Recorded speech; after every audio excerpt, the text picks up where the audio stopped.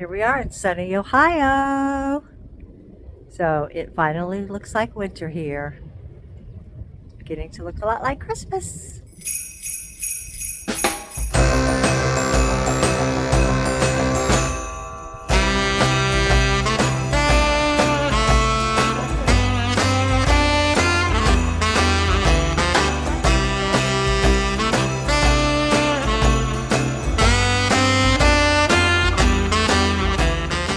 Not in Alaska yet, but we got a great snow last night here in Ohio. Come inside, join Judy and I as we answer your top questions, plus a bonus one. Let's go grab a cup of coffee.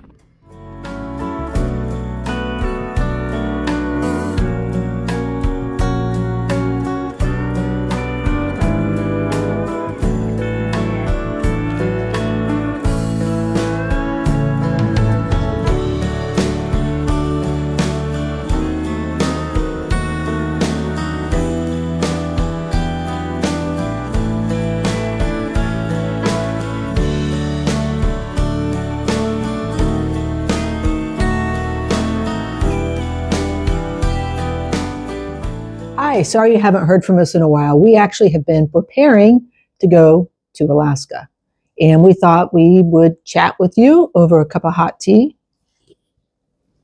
And crumpets. It's a cookie. Well, Cindy's crumpets. What'd you make today? You made sugar. They're gluten-free sugar cookies, Healthy sugar cookies. which has no actual sugar in It it. doesn't have sugar. As At maple, all? as maple syrup. Maple syrup is the sugar. They're good. Anyways, they're not bad. So, what are we doing? We're the 10 most asked questions when we tell people we're moving to Alaska, plus a bonus question. What's funny though is I think you get different questions than I get. Yeah. Well, we tell people different. But we came up settings. with all 10. Oh, can I have some? Well, we're keeping them in order. Oh, okay. They're randomly selected Randomly in order. All right. If you have another question for us, put it in the chat below and we'll do our best to respond. We may Thanks. not have the answers, but we'll make something up. Okay? How's that? So, question number 1. What was it Johnny Carson used to do?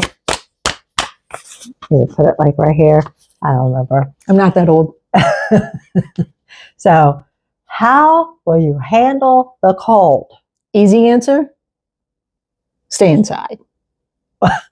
Well, that's no fun.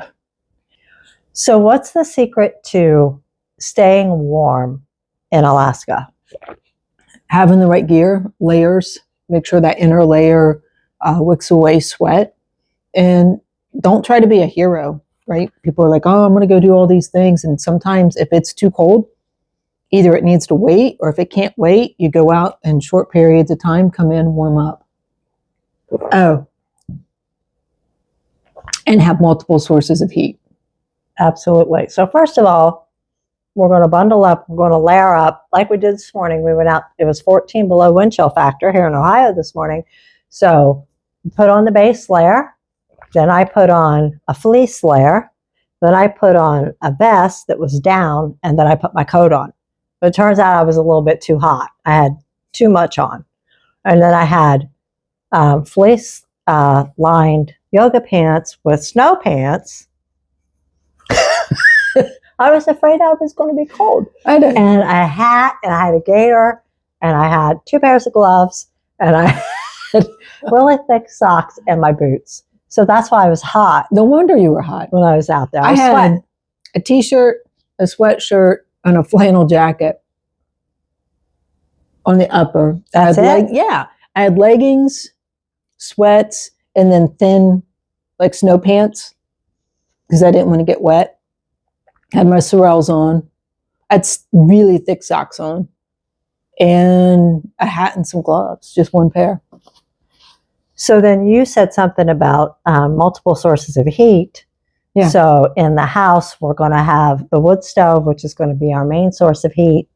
Then we're going to have a Toyo stove, which is actually oil heat. That's to supplement, or like in those shoulder seasons, we can use that. Or if something happens to the wood stove in an emergency, we can use the Toyo stove. And then we also have a propane stove back in your bedroom that if the back of the house gets too cold, we can use that. Or if we have to hunker down and stay in one room because something's wrong and it's so cold, we can use that. You could, but the reason that I have a propane heater in my bedroom is it's furthest from the wood burning stove. Yeah. So, but I have a feeling you're going to cook us out like you do here. what's the next question? So that was the first question. That was kind of long. What about the wild animals? Will we have bears and moose in our front yard? We hope so. We Yeah. hope we have moose. Well, we definitely have moose. Yeah. I think any place you have to just respect the wildlife. Yeah. More people die from a moose than they do a bear. Don't try either. Stay safe. Don't try to take the selfies. They're wild animals. Yeah. So I think it's being wise and respecting that while it may be our property, it's their land. So they get the rule of the roost. Literally, if you go to work and there's a moose in your driveway, it is reasonable to say, I can't get out. Yeah, because you don't want to try to skirt by it. That won't end well. No. And you always have to do a moose check. You know, when you go out the door or you let the dog out, you have to do a moose check to make sure, because moose do not like dogs, and definitely won't like Jet because he barks so much. So Yeah. they might tolerate Raisin. So here, you read the next question. Oh, how close is the closest grocery store? About 30 minutes away, right? Mhm. We have a small grocery store like an IGA. It's called Cubby's, and it's actually an IGA that has a little bit of everything. Really good pizza. Oh, they have really good pizza there. And they'll even cook it for you. And they were so nice. They were getting ready to close last time, and they cooked it for us, and we ate it in the car. Because it's really ooey gooey and yummy and all of that. Well, and we went up there a little bit late because we were working outside and we're hungry. So yeah. So then if we need to go for a supply run, we can go into Wasilla, which is about 40 minutes away, 45. 45, 60, depends on traffic. Yeah. And we can go to Fred Meyer, which is just like Kroger here, or we can go to Walmart. And then Costco for the really, really, really big supply runs. That's in Anchorage. And that's couple hours? About 2 hours away. Yeah. So those, we just go to those once a quarter. If that. Yeah, maybe the other ones once a month, and then maybe Cubby's if we need something in an emergency. So speaking of that, how much storage, let whoever's listening know how much storage we have and how we've set things up so that we can have enough space long-term for food, for canning, for frozen items. We have a root cellar.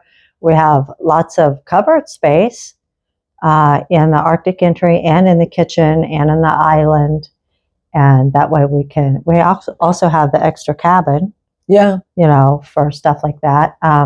Yeah. So we have plenty of storage. Plus you have nature's freezer outside if you need it. Sure. I'd lock it, but yeah. Yeah. So next question. Where will you work? Forgot one. Oh, I forgot one. Can you get to your cabin by car? Ooh. So we hear a lot of planes overhead. True? Mm-hmm. And where are those planes typically going? Out to the bush. Where specifically do they go? Because they head over our property, go to Denali. Yep. Yeah, they're like tour. You're talking about the tour planes. Yeah, and, you can see what is it, K2? K2 Aviation and Talkeetna Air Taxi they fly over all the time. But we also have, bush pilots that are taking supplies and whatnot out to the different lodges and different things. So there's a little, very tiny, small airport with just bush planes and things like that near us. Yeah. In Willow. I was thinking of the one that we took to Caribou Lodge, but yes, there are several. Yeah, there are more several people small. fly. More Yeah. people fly than drive. But the answer to the question is yes. We are on the road system. They even plow our road after 6 inches of snow, so we are grateful for that. And it is definitely off the beaten path. So dirt, gravel roads, depends on the season if it's more dirt versus gravel or mud, but you can reach the property via car. We don't have to go by dog sled. But you could. That'd be epic. You could. We're not That too. would be really cool. travel around by dog sled. Yeah. So, next question. Where will you work? Or are you retiring? I'm retiring, but I may still work. I don't know. We'll see. Wah, wah, wah. I still have to work. It's a good question. And it's one where I think there are options, and wait to see how God answers that when it gets closer. So, in other words, you don't know. It could be staying where I'm at. It could be going to something new. Just wait and see what God has in store. But definitely we need to work. I think you'll probably want to work to give you something to do, but not have to work. There's a difference. Yeah, like in tourism industry or something like that, I think would be a lot of fun. Or, at an Airbnb. I don't know. Go to Talkeetna and work for the summer. If I retire, I'm only allowed to make so much money. So we could see you in Talkeetna she could see you in Talkeetna if she works in tourism there. Absolutely. Come visit. There you go. I was asked this question twice this week. Seriously? Or this past week. That's hilarious. Yes. Are there polar bears where you live? Well, there are polar bears in Alaska. If you look at Alaska, it's like from Alabama to Minnesota.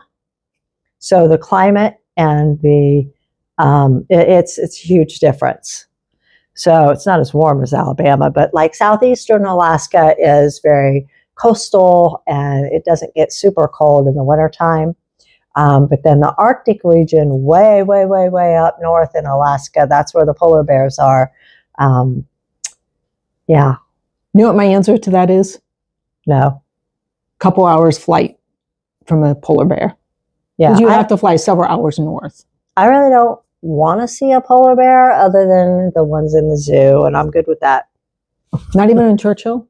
No. Why would I want to? No. Why not? They're animals that want to hunt and eat us. But see them from like a safe space. And what is safe? Inside. Inside what? A very strong home. An airplane. No, I don't know. No. They're cute. Coca-Cola has made the polar bear super cute, but they're not very nice. True fact, they don't wear scarves. No, they don't. And they don't drink Coke either. No. Oh, this one I get all the time. You can read this one, but I'm telling you, I probably had this multiple times this past week too. Isn't it always dark up there? Yeah. Well, can I refer back to what you just said and do put an overlay in? Think of if you live up north, say Minnesota, Maine versus Alabama, the hours are different. And when you do the overlay of Alaska on the lower 48, and if you include the Aleutian Islands, it makes the lower 48 seem small when it's one state versus 48. I read that you can fit Ohio into Alaska 17 times. Wow. So that's how big it is. It's bigger than Montana, Texas, and California combined. So it's huge. So no, it's not dark. So where we are right now, this time of year, I'll put the answer if I'm wrong on the screen, but it's usually light about 10 a.m., 9:30 or 10 a.m., and I think it gets dark about 3 or 3:30. Somewhere around there. So it's a very short day, but then December 21st, it starts getting lighter and lighter by 5 minutes a day. They start gaining light really quickly, and then in the summertime when we're there, it's light most of the time. Question that's not in here, but I think is a good question. What are some top things? Well, let me ask the question before that. What do you think is going to be harder, the cold or the darkness? The darkness. Agreed. Yeah. What are some things, like one or two things you think would help with the darkness? And you know what mine is? Well, I actually will go outside and be active. Yeah. Number one, get outside, get in when it is light. Yeah. Spend time. The snow lightens things up, so that helps. But I also found my little light in the closet that has the fake daylight. So I might try that for a couple hours a day. You probably won't let me have all the lights on in the cabin. So what's your suggestion? Well, two things I hear routine, consistently from people that live in Alaska. One is have a routine and stick to it. The other is to do something that's fun or that gets your endorphins going. And I am not good at this, but I'm willing to try, and it's dancing. So maybe I'll dance better because it's so dark. Nobody can see me dancing. Can we film you dancing No. and put it on YouTube? No, No? you do not Okay. want to see that. Well, yeah, that we could do like twist and stuff and do some old dances and Mashed potato. so yeah, I'm not really a dancer either. Okay, here's the next question. How will you get your stuff there? One, get rid of a lot of it to begin Planes, with. trains, and automobiles. Literally. Exactly. It is.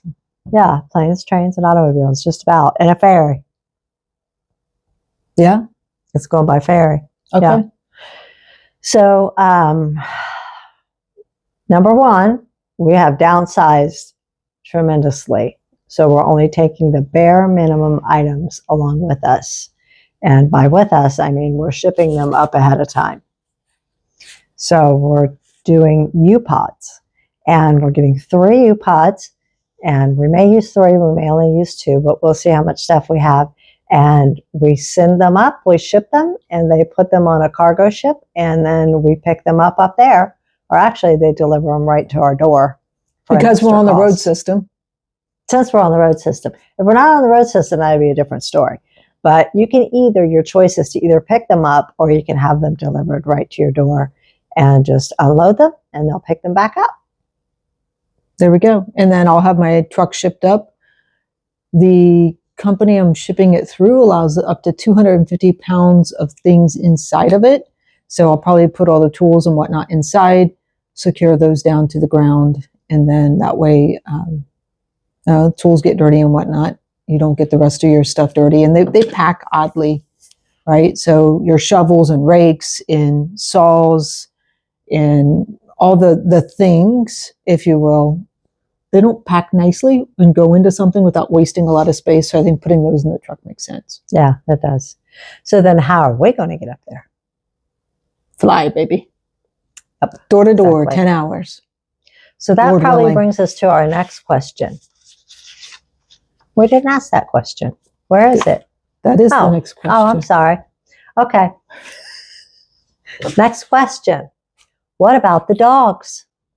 Well, sadly, we're down to 2 dogs. Coco had to make a hard decision for him about 2 months ago, a month and a half ago, but he was starting to suffer and I didn't want that for him. He had cancer, and it was his time. So we took him to the vet. We stopped to get him chicken nuggets, which he turned down. And so then I went to Grater's to get him some ice cream. He took like 1 lick and that was it. When we went in and they had a shot to relax him, he just kind of snuggled up against me and he was a good pup. So He was a good dog. Love Coco. that being said, we have 2 left. Miss Raisin turns 15 on January 1st. She's an old lady. She is definitely an old lady. So she will be going up with us. Lord willing, she'll still be around. And who else is going with us? Mr. Jet. Mr. Jet. And he should like it because he likes laying out here in this cold and this snow. So we'll see how he doesn't really like walking in the snow that much, but he'll lay out there in the cold. I forgot to tell you where he shoveled.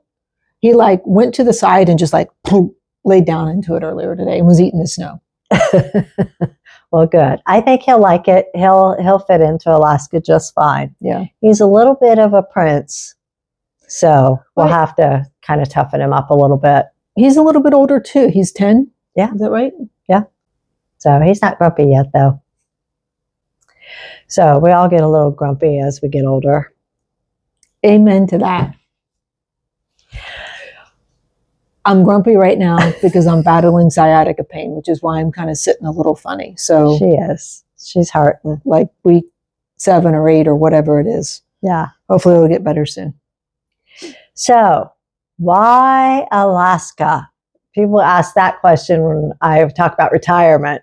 They're like, why would you retire to Alaska? What do you tell I tell them because I'm looking for a challenge. them? Challenge is true. I usually tell the story that I fell in love with Alaska on a cruise, and I just knew from day one that I wanted to live there. And it's been 8 years in the making.